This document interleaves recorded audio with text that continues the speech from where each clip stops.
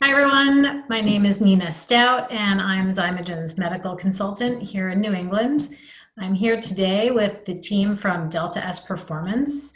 They are a group of chiropractic functional neurologists with offices in Boston, Providence, and Denver. And we are going to dig into a nutritional ingredient today that's found in a lot of different formulas on the market in the supplement industry, and that is resveratrol. We're going to talk to the team at Delta S Performance about how they use resveratrol in their protocols for their brain health patients. So I know Dr. Greg Andrews here is going to get us started talking about the importance of resveratrol and how he uses it with his patient base. Is that in particular with traumatic brain injury? Yes, Nina, thanks. Hi.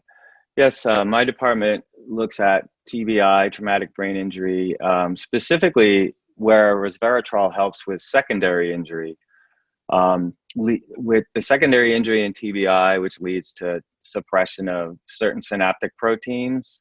Two of the ones we're going to talk about today, one is a calcium binding glycoprotein known as synaptophysin, which is involved in synaptogenesis, synaptic reorganization, and it's found in the presynaptic vesicles of the brain. The other protein is a scaffolding protein, so we're talking brain structure. That's found in the excitatory synapses. This is called PSD95, and it's also involved in synaptogenesis and synaptic plasticity. And so it's been found to be extremely helpful in learning and memory. Resveratrol has been found to attenuate excess autophagy, excess neuronal autophagy. This is an important point because normally autophagy is thought of as a healthy function that promotes cell survival, but it's been found that in certain traumatic situations, such as TBI, it can trigger cell injury and death through excess pathological function. So RSV attenuates it to a more normal neuronal autophagic response and thus heads off neuronal cell death. It also reduces cerebral edema and again promotes learning and memory. Interestingly, Dr. Krafasi's division of Delta S Performance also addresses neurodegeneration and its effect on learning and memory. Exactly. Thank you, Dr. Andrews. Like you were saying is, yes, we want to prolong the effects of the work that we're doing. And yes, resveratrol is found in 70 different plant species, and it is known to inhibit inflammatory processes and to reduce oxidative stresses. So the neuroprotective benefits of what we do helps the dopamine pathways. It also decreases what's known as transneural degeneration, and it also slows cell death. So obviously that's going to allow for more positive changes. So the conditions that really benefit the most from that we work with in our practice are things like Lou Gehrig's disease, Parkinson's, multiple sclerosis, even alcohol-induced neurodegenerative conditions can work, as well as the classic dementia.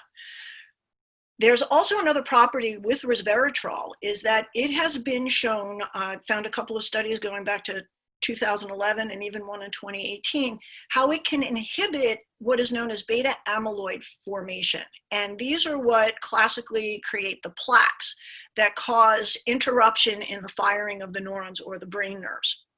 So what we want to do is we want to allow the body to work most efficiently. So why not use something natural? And like I said, it is plant-based. So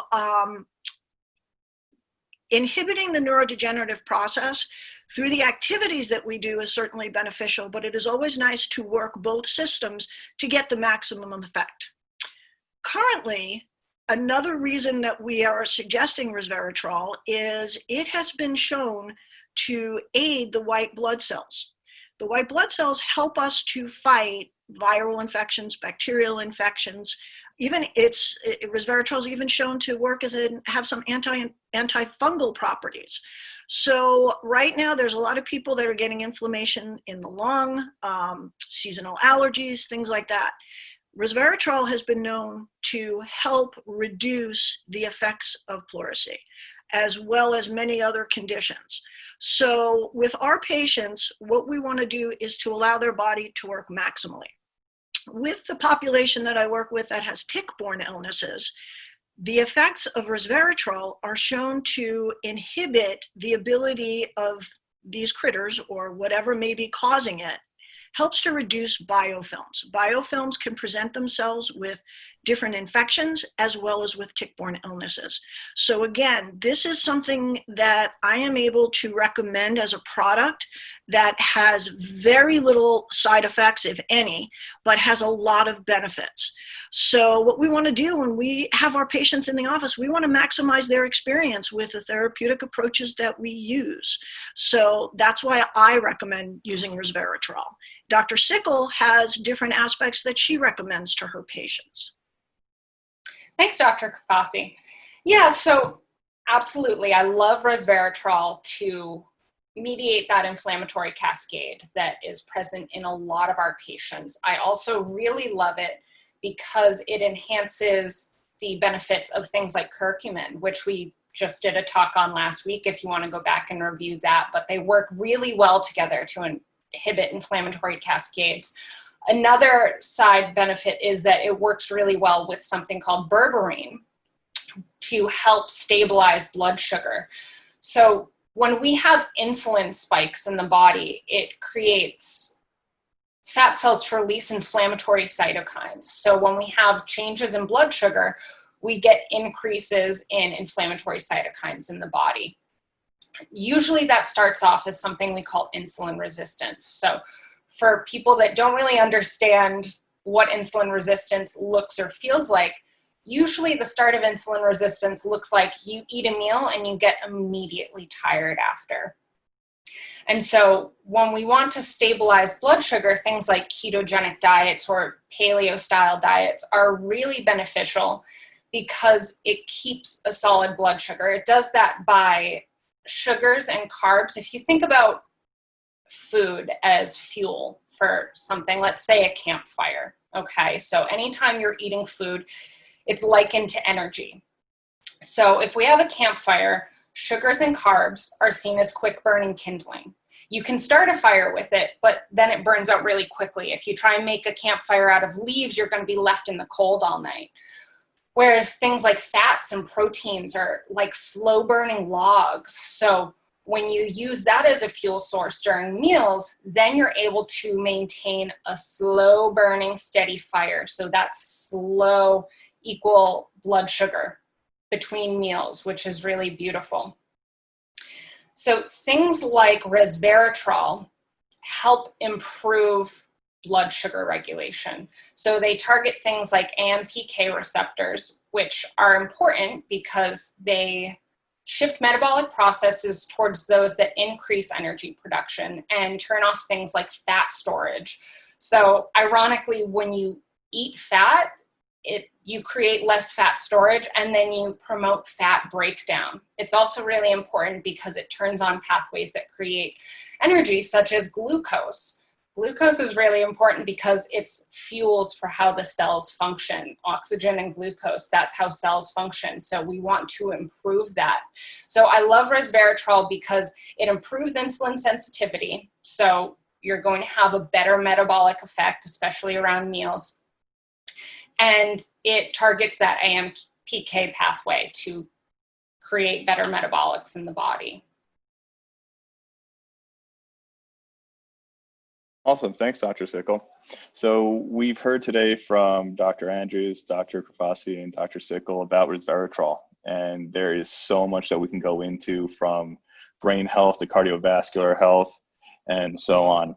So you heard from Dr. Andrews, and he talked about TBI, secondary injury, which is how, which is based on the structure, architecture, and connectivity of neurons. Presynaptic vesicles in the brain and how resveratrol helps with transmission of those. You may have seen on Facebook or on Instagram, there's a video that flies around every couple of months of this large blue bubble being dragged along a microtubule by this little filament protein that has these feet that sort of go one in front of the other to travel down. That's what he's talking about when he's talking about presynaptic vesicles of the brain. That's how neurotransmitters, that's how proteins, that's how a bunch of different molecules in the body move through cells. And resveratrol helps with that movement. He also talked about autophagy. You may have heard of autophagy, and you may have also heard of something called mitophagy. Autophagy is when you have breakdown of proteins and other parts of the cell inside the cytosol, or the fluid within the cell. Mitophagy is when you have breakdown within the mitochondria. When you have a TBI, like he said, you will see maybe excess autophagy. However, in other conditions, like neurodegenerative conditions, you may see a failure of autophagy or a failure of mitophagy. And resveratrol has been shown to help with those as well. Dr. Grafasi has talked about improving the brain after mitochondrial changes via anti-inflammatory and neuroprotective effects. She also mentioned that you get resveratrol from a ton of different plants. What was it, like, Dr. Grafasi, you said 50 or 70? 70. 70. So there's a ton of plants to work with here. However, not all of them are as efficient or better off using. You want to get the most bang for your buck. That's 100% sure. And we'll touch on that in a little bit of like which plants may be a little more effective.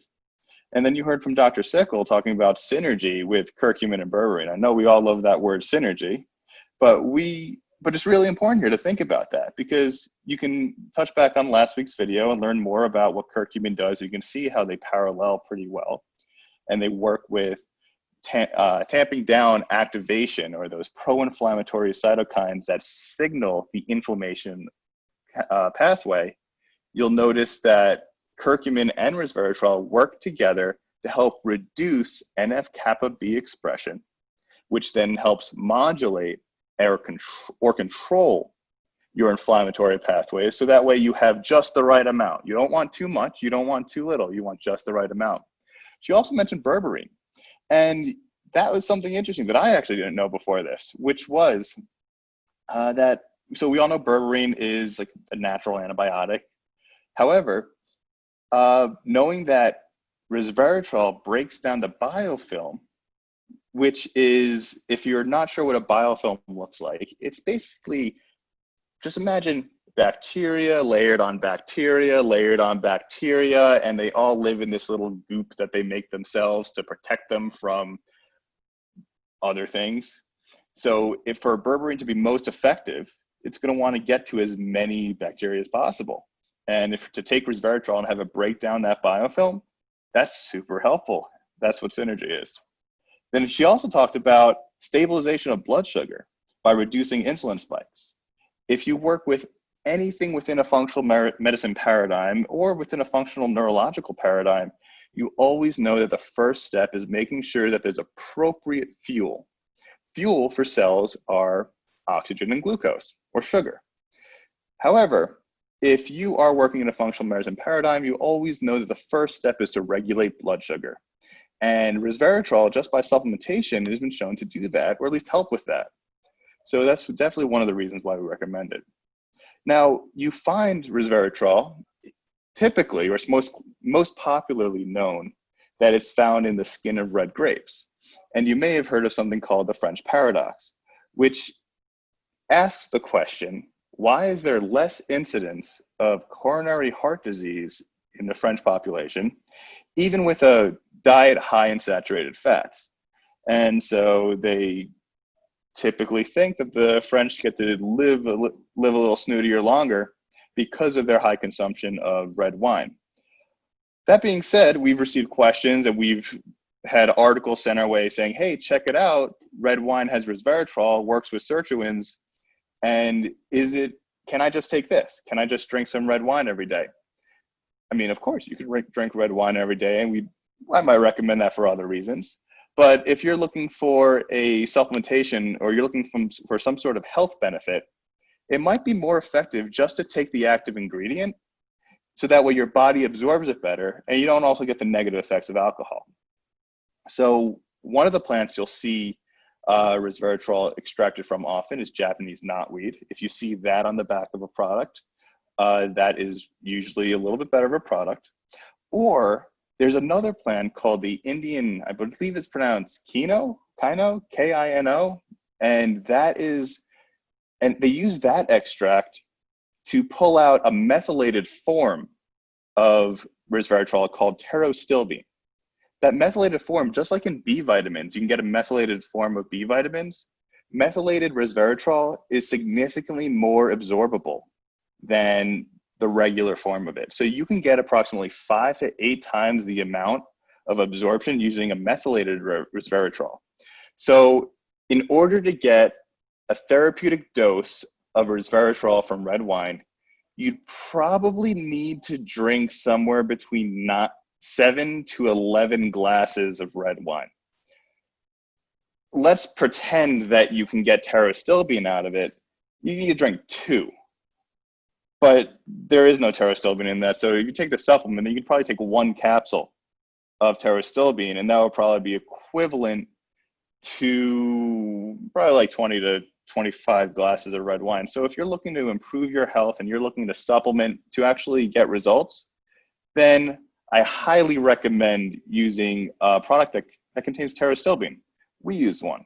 We're here to get results. That's our job. So we're happy to help. And if you see here, we also have another picture that we've had up in the background the whole time. And it touches on all the aspects of resveratrol that are involved with the cardiovascular system, but you can see how some of them also are affecting the brain system as well. You'll see vasodilation. You'll see activation of vasodilation, and ENOS, which is endothelial nitric oxide. That has implications for migraines. You'll see changes in NRF2, which is associated with that NF-kappa B pathway, which helps improve antioxidant defenses. You also see NOx1. So you may have heard of reactive oxygen. Oxygen are the bullets that your body uses to attack things that it doesn't want in your body. Oxygen is a very corrosive molecule. That's why when life first evolved, it had to stay underwater for so many years because it couldn't handle the oxygen on land. So reducing excess reactive oxygen species has been shown to be really effective in controlling inflammation and controlling some disease processes or some pathophysiological processes. We also have talked about LDL oxidation or an inhibition of LDL oxidation, an inhibition of expression of LDL receptors. So it improves lipid metabolism. It helps reduce or it helps control your lipid panel if you've seen that going up when you don't want it to be. And it also helps reduce inflammation, which we've touched on multiple times today. And overall, it helps improve glucose homeostasis. So you see there's a ton of effects that we can use resveratrol for. We like to use them synergistically with some other products like curcumin or when appropriate, berberine. And again, this is just part of a complex picture, which is traumatic brain injury, which is brain pathophysiology. And we like to do all that research for you. So that way you just come in, you get results and start feeling better quicker. Thank you so much, Dr. Lovich and Dr. Andrews, Dr. Sickle, and Dr. Krafasi. It was really great to have your expertise on this interesting and diverse molecule we call resveratrol. And just as you said, Dr. Lovich, it is something that we can get from the skin of grapes, and we can enjoy in our red wine. And I think you mentioned, 9 glasses or so. I've actually heard that you have to take up to 500 glasses of red wine in order to get the same amount as you might get in a supplemental form. So we certainly reached a point of diminishing returns in that case, right? While we enjoy our red wine. It depends on the quality of the supplement. Of course, if you go to Whole Foods and you pick up your resveratrol there, you're probably going to be up near 500. The ones that we use just saves money, saves time, gets you feeling better quicker. That's a great distinction. I agree with you. You definitely, you touched on pterostilbene, which is the methylated version of resveratrol, and that versus the trans resveratrol, there's really no comparison, like you say. Regular trans resveratrol, as we've seen, it just really metabolizes so quickly in the body. It doesn't stick around very long at all, not nearly long enough to make any impact on the tissues. And all of the different systems, enzymes, and pathways that you all mentioned. So I appreciate the input here and learning more about how you use resveratrol in all these different areas and synergistically with those other formulas we've talked about or other ingredients we've talked about in the past, curcumin, and its synergy with berberine as well. So I wish you all a wonderful day, and thank you so much for, again, being on the call. And I know that you have the information on the products that Zymogen has that contains these particular ingredients, and you'll make them available to your patients and colleagues as is appropriate. So have a wonderful day. I look forward to digging in on another topic with you all again soon. Take care. Thanks. Thanks, Nina. You know. Thank you.